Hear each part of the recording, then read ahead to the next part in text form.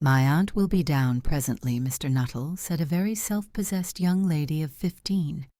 "In the meantime, you must try and put up with me." Framton Nuttel endeavoured to say the correct something which should duly flatter the niece of the moment without unduly discounting the aunt that was to come.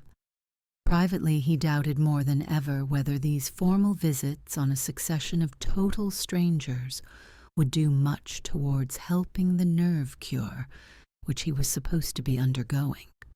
"I know how it will be," his sister had said, when he was preparing to migrate to this rural retreat. "You will bury yourself down there and not speak to a living soul, and your nerves will be worse than ever from moping. I shall just give you letters of introduction to all the people I know there. Some of them, as far as I can remember, were quite nice." Framton wondered whether Mrs. Sappleton, the lady to whom he was presenting one of the letters of introduction, came into the nice division. "Do you know many of the people around here?" asked the niece, when she judged that they had had sufficient silent communion. "Hardly a soul," said Framton. "My sister was staying here, at the rectory, you know, some 4 years ago, and she gave me letters of introduction to some of the people here." He made the last statement in a tone of distinct regret. "Then you know practically nothing about my aunt?" pursued the self-possessed young lady. "Only her name and address," admitted the caller. His sister had assured him, with characteristic fluency, that Mrs. Sappleton was quite nice. "Her great tragedy happened just 3 years ago," said the child. "Her tragedy?" asked Framton. "You may wonder why we keep that window wide open on an October afternoon," said the niece, indicating a large French window that opened onto a lawn. "It is quite warm for the time of the year," said Framton. "But has that window got anything to do with the tragedy? Out through that window, 3 years ago to a day, her husband and her 2 young brothers went off for their day's shooting. They never came back. In crossing the moor to their favorite snipe shooting ground, they were all 3 engulfed in a treacherous piece of bog. It had been that dreadful wet summer, you know, and places that were safe in other years gave way suddenly without warning. Their bodies were never recovered. That was the dreadful part of it." Here the child's voice lost its self-possessed note and became falteringly human. "Poor aunt always thinks that they will come back some day, they and the little brown spaniel that was lost with them, and walk in at that window just as they used to do. That is why the window is kept open every evening, till it is quite dusk. Poor dear aunt, she has often told me how they went out, her husband with his white waterproof coat over his arm, and Ronnie, her youngest brother, singing, 'Birdie, why do you bound?' as he always did to tease her, because she said it got on her nerves. Do you know, sometimes on still, quiet evenings like this, I almost get a creepy feeling that they will all walk in through that window." She broke off with a little shudder. It was a relief to Framton when the aunt bustled into the room with a whirl of apologies for being late in making her appearance. "I hope Vera has been amusing you," she said. "She has been very interesting," said Framton. "I hope you don't mind the open window," said Mrs. Sappleton briskly. "My husband and brothers will be home directly from shooting, and they always come in this way.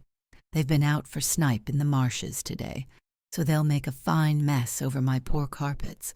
So like you menfolk, isn't it?" She rattled on cheerfully about the shooting and the scarcity of birds, and the prospects for duck in the winter. To Framton, it was all purely horrible. He made a desperate but only partially successful effort to turn the talk onto a less ghastly topic. He was conscious that his hostess was giving him only a fragment of her attention, and her eyes were constantly straying past him to the open window and the lawn beyond. It was certainly an unfortunate coincidence that he should have paid his visit on this tragic anniversary. The doctors agree in ordering me complete rest, an absence of mental excitement, and avoidance of anything in the nature of violent physical exercise, announced Framton, who labored under the tolerably widespread delusion that total strangers and chance acquaintances are hungry for the least detail of one's ailments and infirmities, their cause and cure.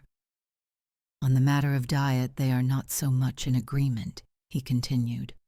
No, said Mrs. Sappleton, in a voice which only replaced a yawn at the last moment. Then she suddenly brightened into alert attention, but not to what Framton was saying. Here they are at last, she cried. Just in time for tea, and don't they look as if they were muddy up to the eyes? Framton shivered slightly, and turned towards the niece with a look intended to convey sympathetic comprehension. The child was staring out through the open window with dazed horror in her eyes.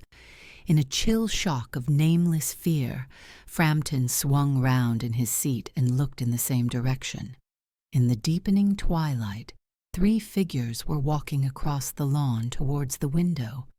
They all carried guns under their arms, and one of them was additionally burdened with a white coat slung over his shoulders. A tired brown spaniel kept close at their heels. Noiselessly they neared the house, and then a hoarse young voice chanted out of the dusk, "I said, Bertie, why do you bound?"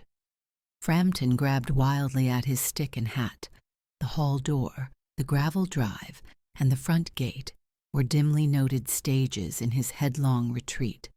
A cyclist coming along the road had to run into the hedge to avoid an imminent collision. "Here we are, my dear," said the bearer of the white mackintosh, coming in through the window. "Fairly muddy, but most of it's dry. Who was that who bolted out as we came up?" "A most extraordinary man, a Mr. Nuttel," said Mrs. Sappleton.